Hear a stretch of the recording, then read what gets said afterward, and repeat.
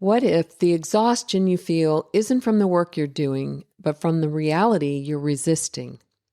Today we're joined by world-renowned leadership expert and psychologist, Dr. Anthony Szilard, to discuss the one tool every invisible CEO needs to survive: acceptance. We're pulling back the curtain on why we fight against the lives we didn't choose and how surrendering to what is actually gives us the power to change what will be. Welcome to Grandparents Raising Grandchildren, Nurturing Through Adversity. In this podcast, we will delve deep into the challenges and triumphs of grandparents raising grandchildren. As we navigate the complexities of legal, financial, and emotional support, I invite you to join us on a journey of exploring thoughts, feelings, and beliefs surrounding this growing segment of our society. Drawing from real stories and expert advice, we will explore the nuances of child rearing for children who have experienced trauma and offer valuable resources to guide you through the intricate journey of kinship care. We'll discuss how we can change the course of history by rewriting our grandchildren's future, all within a supportive community that understands the unique joys and struggles. This podcast was made especially for you. Welcome to a community where your voice is heard, your experiences are valued, and your journey is honored.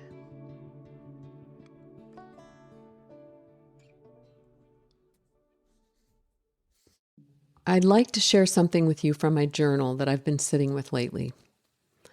Before I started raising these grandchildren, I had this picture of who I was as a grandmother. And in my head, somehow, I was always in a clean apron, my hair was perfect, smiling as I pulled home-cooked meals from the oven.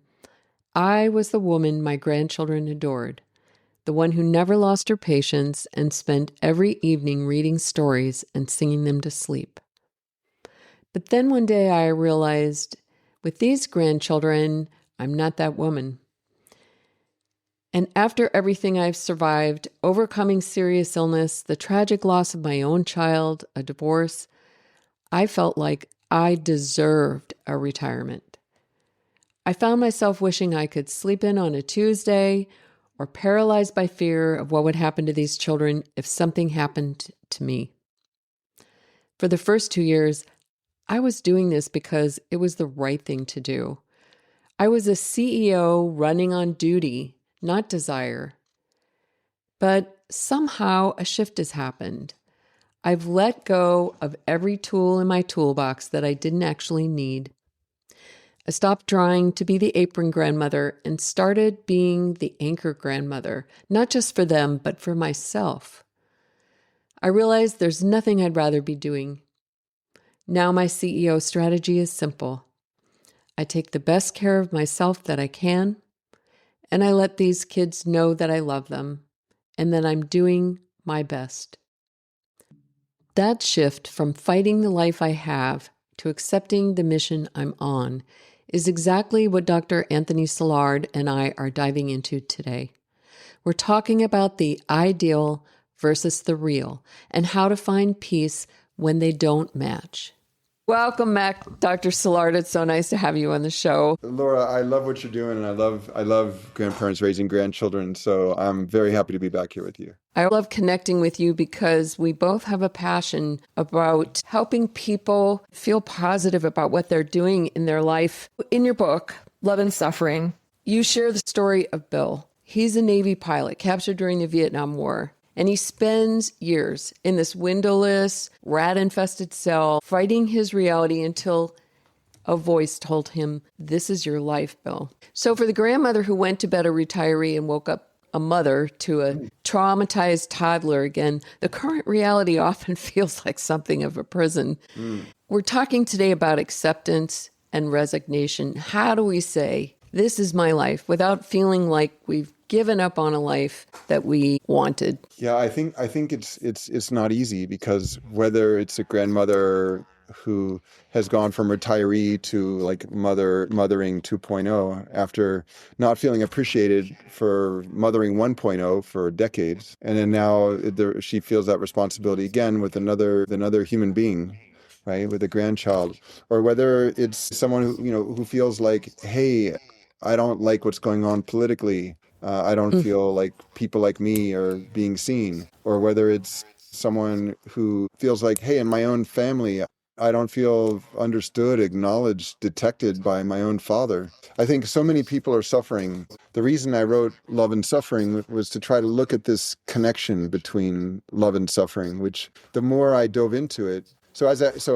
a research professor in organizational psychology, I get really intrigued with a certain theme, a topic, and I want to understand it better. And so I realized that there is no way to understand love without also understanding suffering. And that actually in our lives the ideal that we want is always above the real. And that distance between the real and the ideal, that is the suffering. mm-hmm. Right? That like that grandmother who wakes up and finds herself in being a mother once again, that reality is or that real is different than the ideal she had for her retirement. And how do we manage that? And I think the story of Bill, as you're saying, I mean, it's really telling because Bill, imagine, this guy is living in the Midwest, the US. He's, in his comfortable suburban home. He's watching TV with his wife of about 4 years, and they've got two young children. And he goes off to the Vietnam War, as it's called in the or as it was called in the U.S., or the American War, as it was and is still called in Vietnam. And within a month and a half, he's his pilot. So he's a pilot, and his plane goes down, and he's captured. And really, I mean, he just can't process it. It's like how could this have happened to me? This kind of fall Mm-hmm. from grace. Mm-hmm. And really, Feels like a punishment sometimes, right? What have I yeah, it done feels like to a deserve this? punishment. He feels like, I mean, he's really about to die. He's lost like 30 pounds. And, I go back to Viktor Frankl's book, Man's Search for Meaning, where Frankl was an Austrian psychologist, and he went to Auschwitz in Poland and was captured by the Nazis. He was there and he thought, okay, well, here I am in this horrible place. I'm going to study the prisoners because that kept him going. That was aligned with his passion, with his purpose. And he noticed that the prisoners who were able to survive were more likely to do so because there was something they were put on this earth to do that they had not yet completed. So Mm, maybe it was to complete a mm, series of scientific experiments they had started before the war. Maybe it was to take care of a child that they had to survive.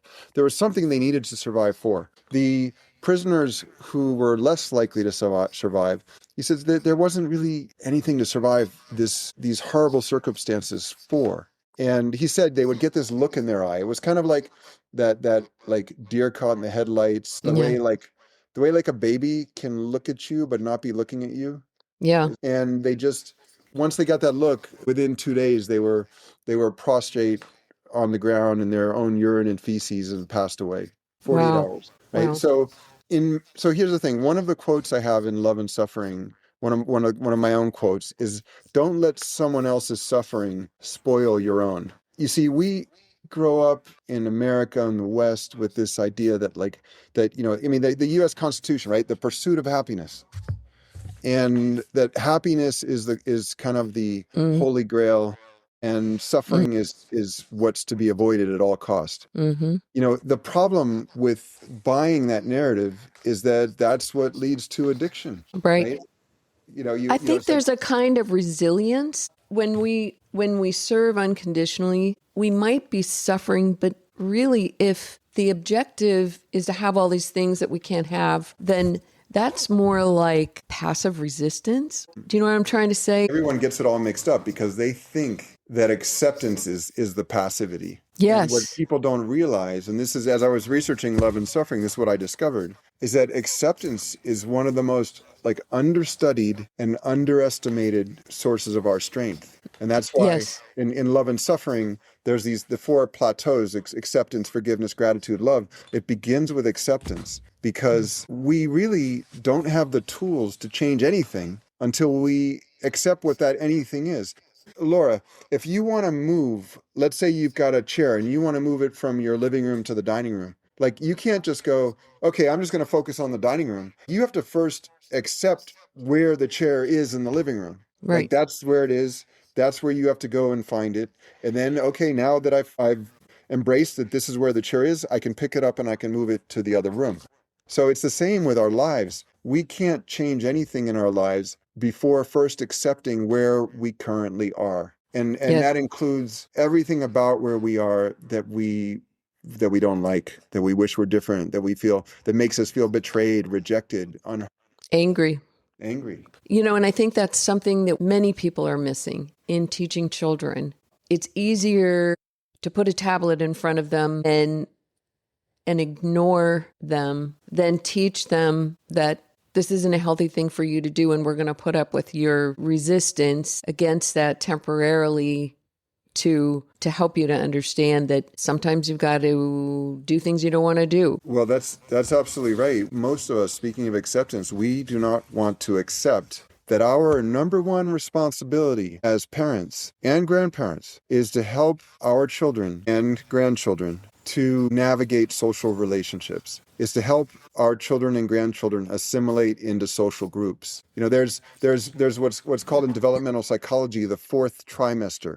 The idea behind the fourth trimester is that if you look at the development of the human brain, especially the prefrontal cortex, which is where we make all of our social decisions, well, most of that development occurs outside the womb in the fourth trimester. The fourth trimester is from the day of birth until really into our 30s. Jenny Radesky, who I interviewed for my previous book, Screened In, The Art of Living Free in the Digital Age, she wrote the screen use guidelines for the American Academy of Pediatrics. And she has this concept, which I just love, called the conversational duet. And it's essentially this back and forth call and response between parent or grandparent and their child. And that's how we help them navigate social relationships. Let me put this into plain English, okay? So our kids are 12 and 9 years old. So our daughter, Chloe, she went to a birthday party about 2 weeks ago of her best friend, and her best friend got a bigger piece of cake than she did. Mm-hmm. So she's throwing a tantrum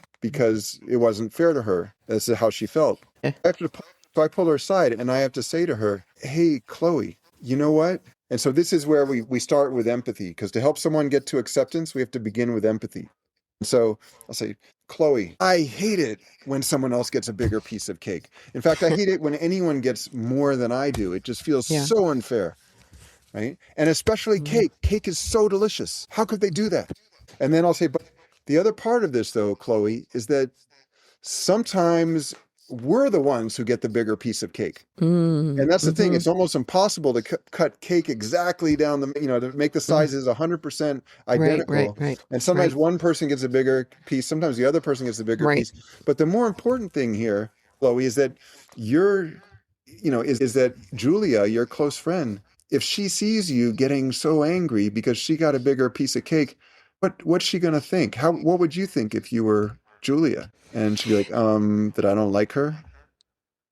You go, well, she might. She might think that like your interest in what you get is more important to you than what she gets. And it's important in friendship that we really want the other person to have wonderful things. And we don't want to we don't want to It's a get in the way with that. tough, We want to help that. So that's the thing. In yeah, so many ways, that's what parents and grandparents do with their children. yeah.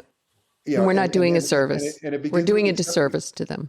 Yeah. And it begins with accepting that if you want to outsource emotion, I call it the emotion elevator, okay? Because we're all in sort of the emotional ground floor with our base emotions are, as Chloe was in that moment, and we're angry and we're just going to express those base emotions. So what we do as caretakers is we encourage our children and grandchildren to come into the elevator with us, and let's go up to the higher levels of emotion regulation. And how do you regulate those emotions so you can assimilate into social groups, so you can develop close and meaningful friendships? And that's the thing, a lot of parents don't want to accept that, and so they outsource it to the electronic babysitter. And then we have, Laura, for the first time in US history, whereas it's always been that for a college student to see a mental health counselor is like the rare exception. Well, now it's 61%. So it's the norm now for four-year university students at some point to have some kind of mental health breakdown where they need to see a counselor.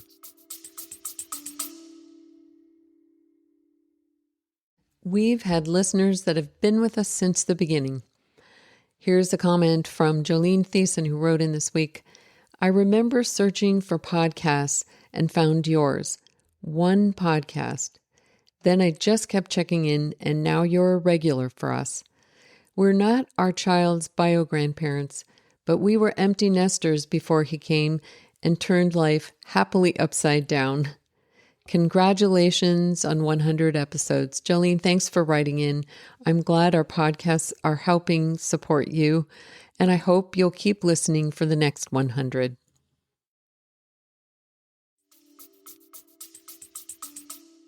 And you know, so many people are on anxiety medication because they don't want to feel, right? They don't want to have to make these decisions. That's exactly right. And why don't they want to feel? It comes back to acceptance. And that's where addiction, that's the birthplace of addiction, is not wanting to feel, not wanting to accept the emotions within us and the state of our lives as it is. And so instead of confronting those feelings, you know, we're kind of like, we as human beings are kind of like a prism.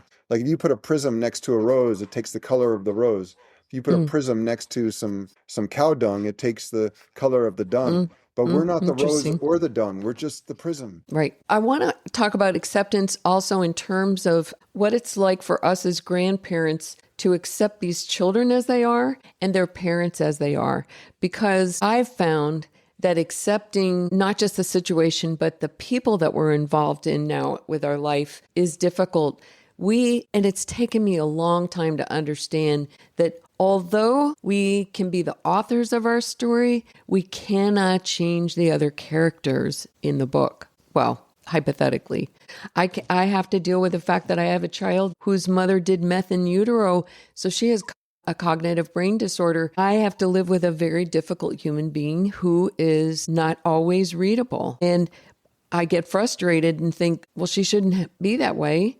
But that's not the reality of the child that I'm raising. So speak to that a bit, would you? Well, Laura, I think we have to say that, again, acceptance is not passivity. Acceptance is acknowledgement. It's embracing the emotions, the feelings, the thoughts that come up within you, and knowing though that they're not true. What we feel in any moment is not true. It may, sometimes it's true, sometimes it's not.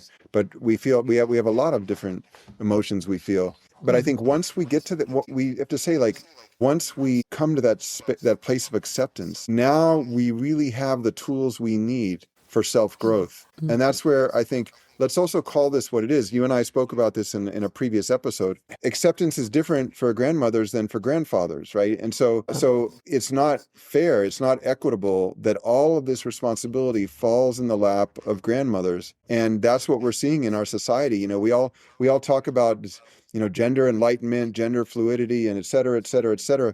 But at the end of the day, the gender relationships are almost exactly the same as they used to be. It's the vast bulk of housework, childcare falls falls into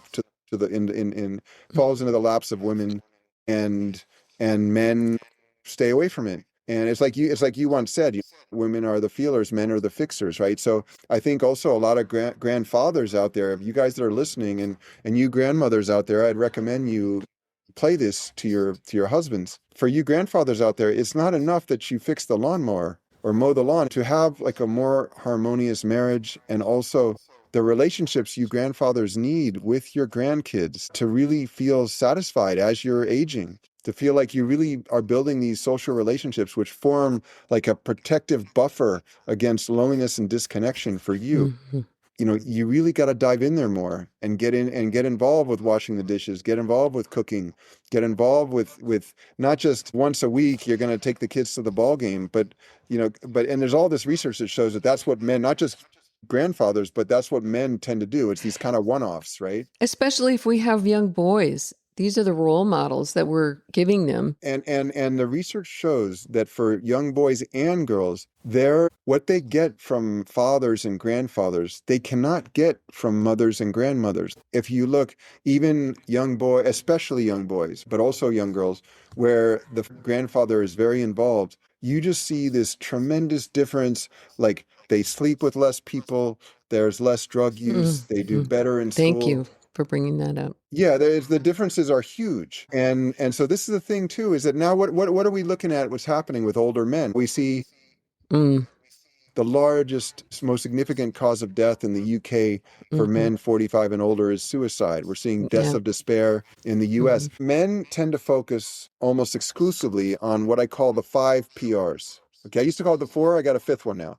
The 5 PRs: to procreate, produce, provide, protect, and prove themselves. And that's what they do. And what do they miss? The C's: compassion, community, collaboration, connection, commiseration. And without those C's, that's the thing, is that for men, it's a lot easier. Okay, so after a certain age, if men have procreated and they're married, like that's done. Like me, I was SNP, right? So no more procreation happening for Anthony, right? So for a lot of men, especially grandfathers, like procreation, that's not really an issue now. So we're down to the 4 PRs, right? To produce, provide, protect, and prove themselves. Well, if you're retired, if you're not working, or if your children, they've already left the house, they don't really need you to provide and protect as they used to. You're not working, you're not producing as you used to.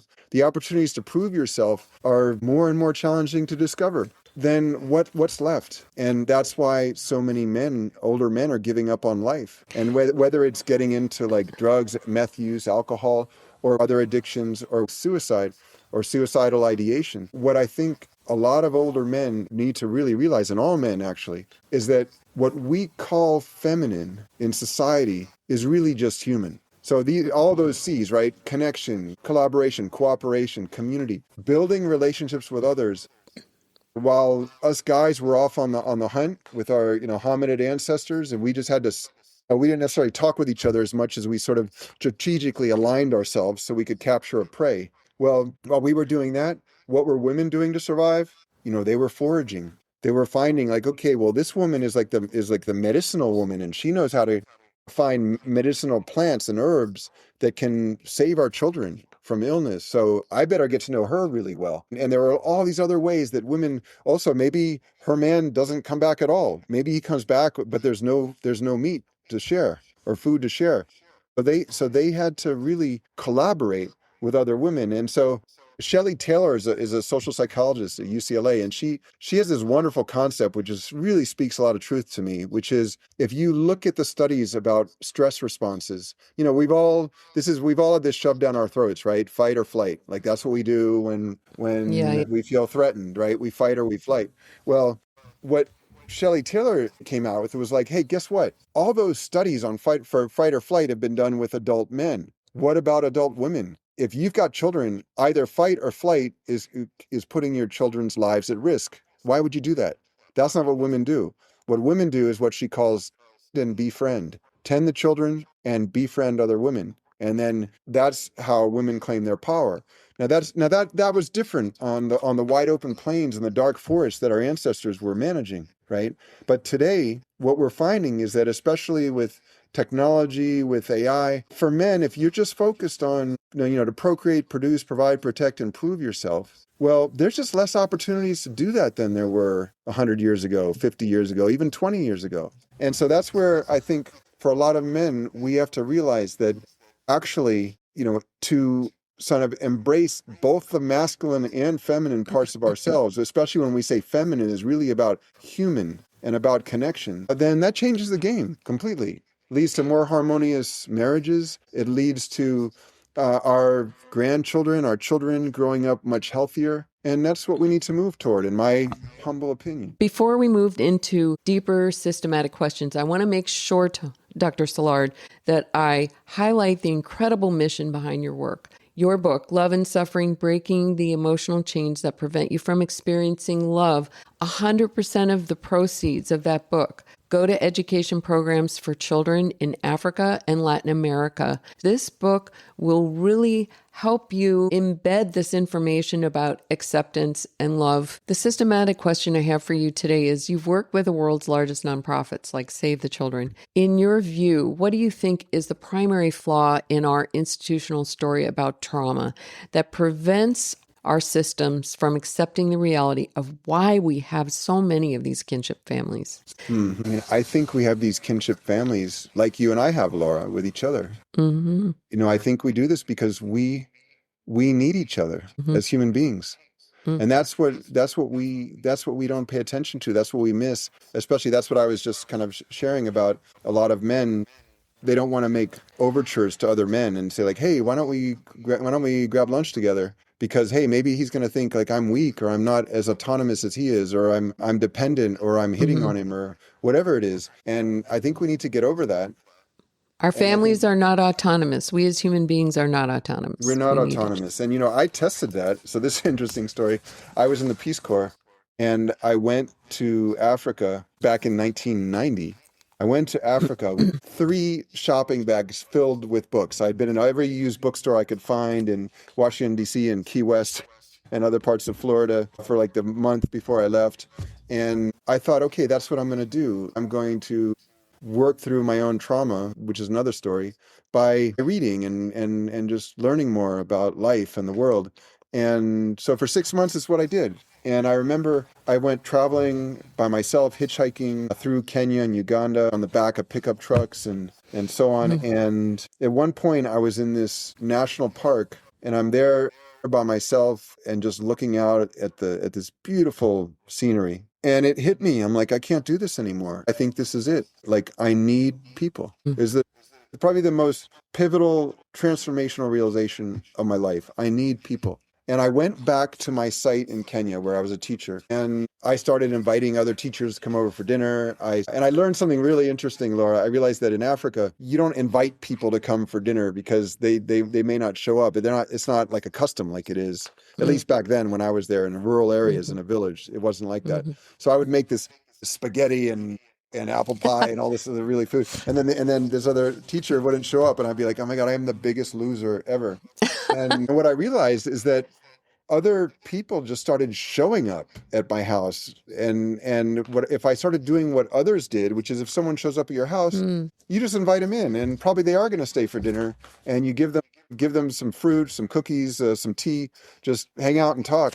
I started doing that. My life became kind of social life was very fluid. And People I don't do started that making much a in lot the of friends that States, way. do Yeah, they? it was a real game changer. Thanks for sharing that. You shared about your inner devastation after Carla left you in the book. In kinship care, there's just a big taboo around the grief of abandonment, feeling abandoned by the adult children, kids feeling abandoned by their families. How do we shift from that feeling of being abandoned to the reality of this is a natural trajectory? Well, this is really where acceptance comes in, which I think why you're asking it today, right? Because we have to accept that relationships have, birth, growth, decay, and death. And it's like the Buddhist sense of impermanence, and not all relationships last a lifetime. And yet I really like the expression, friends are as friends do.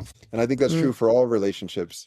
So what we do as human beings is we get it etched in our mind. Okay, this person is my life partner.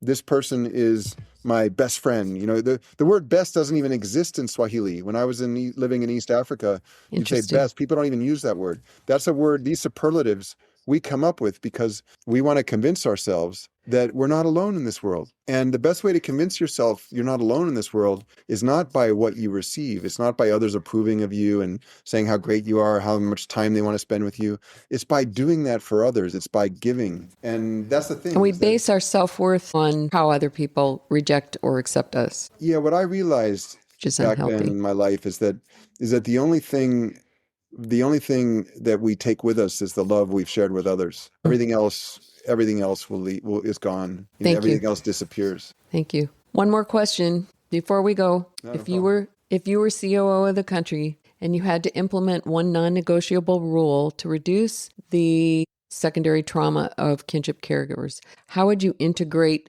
the balcony perspective into our national support infrastructure? In other words, how do we remove ourselves from the drama of these situations, and how can we help these kinship caregivers be supported in these transitions in a healthier way? Well, first thing I would do is bring you in as co-director and say, Laura Yeah. knows way more about this than I do. The next thing I would I do accept the is, position. yeah, okay, wonderful. The next thing I would say is, okay, well, we need to provide all kinds of support. We need to provide financial support for kinship caregivers. We need to provide, and maybe this is just as important, if not more, is socio-emotional support. We need to Yes. provide trainings. That's where you Yeah. come in, right? Yeah. Trainings, counseling. Make it Agreed. easy for kinship caregivers to form support groups and really just bring more national attention and international attention to what kinship caregivers are doing. And I think I would also want to bring in some kinds of trainings around gender and kinship caregiving, so that it doesn't fall almost completely on the backs of women, really, and that men step up more. Yes, and because I think you've reminded us that the need for interdependence upon each other and in our families is normal. If you look at other social groups around the world, grandparents are very involved in the lives of grandchildren. That sense of autonomy in our country is unusual. Oh yeah, the rugged, American capitalism, that's for Yeah. sure. Yeah. So, or individualism. So Right. maybe I could share this with Thanks. your listeners, Laura. Please do buy Love and Suffering if you've enjoyed the conversation we're having today. Not only has it received 3 book awards and it has 99% 5-star reviews on Amazon, but you're not the only one who will benefit. Again, 100% of the proceeds are donated to nonprofit education programs in Africa and Latin America. And hey, if buying a book is not top of mind right now, that's okay. I know times are difficult. I have 2 free books for each of you. So the first They're is The both Myth great. of Happiness, How Your Definition of Happiness Creates Your Unhappiness. And the second is called The Myth of Friendship, How Your Misunderstandings About Friendship Keep You Lonely. And I'll have those links in the show notes, Dr. Perfect. Szilard. And yeah, and you just go to theartoflivingfree.org/free happiness and friendship books. Again, it's theartoflivingfree.org/free happiness and friendship books. And you put your email in and you'll get a confirmation email and the download links. So yeah, Laura, we got to do this again. It's always like the highlight of my week to talk with you. So I appreciate your inviting me back. Thank you, Dr. Szilard, and thank you for your generosity. Thank you. Let's talk about what Dr. Szilard spoke about when he talked about the prism, how we take on the color of whatever is next to us, whether it's a rose or something much messier. Ask yourself today, are you mistaking your current circumstances for your identity? Can you step into that emotion elevator and go up just one floor to where regulation and acceptance live? Please remember, you are the author of your story, even if you can't change the other characters in the book. What is one should you can let go of tonight? I hope you'll join us next week as we sit down with John Zell Anderson. He's a therapist, author, and most importantly, a grandson raised by his grandmother. We will be hearing from the living, breathing testimony of a grandson who's walked the path our grandchildren are on. John Zell is here to help us audit the trauma soundtracks we've inherited and teach us how to move toward a connection built on 3 essential pillars: love, like, and understanding. We are 2.7 million strong, still nurturing and still here. We are the ones who accept the call, accept the challenge, and eventually learn to accept the peace that comes with presence. Your heart is the most important asset on the balance sheet. So I hope you'll keep nurturing, keep leading, and I'll look forward to seeing you in the next boardroom. I recently received an email from a listener named Laurel. At 61, Laurel and her husband, who's navigating his own health challenges, are now raising their grandson after a series of unimaginable losses. In 2022, they lost their son to a fentanyl overdose. Then just a year ago, they lost their daughter the same way. the morning after they'd stayed up late together planning her son's 3rd birthday party. Laurel told me that she lives one day at a time. She's dealing with the financial strain of using her 401k to survive, the physical toll of caregiving, and the emotional weight of what ifs. But she also said something that I want everyone listening to hear. She said that just telling her story to people who can relate is refreshing. That's exactly why we do this. Whether you're navigating addiction in your family, raising a grandchild you didn't expect to be raising, or just trying to find your footing after a loss, we need to hear your story. There's always someone else out there who needs to hear that they aren't the only one. Your experience is a lifeline for someone else.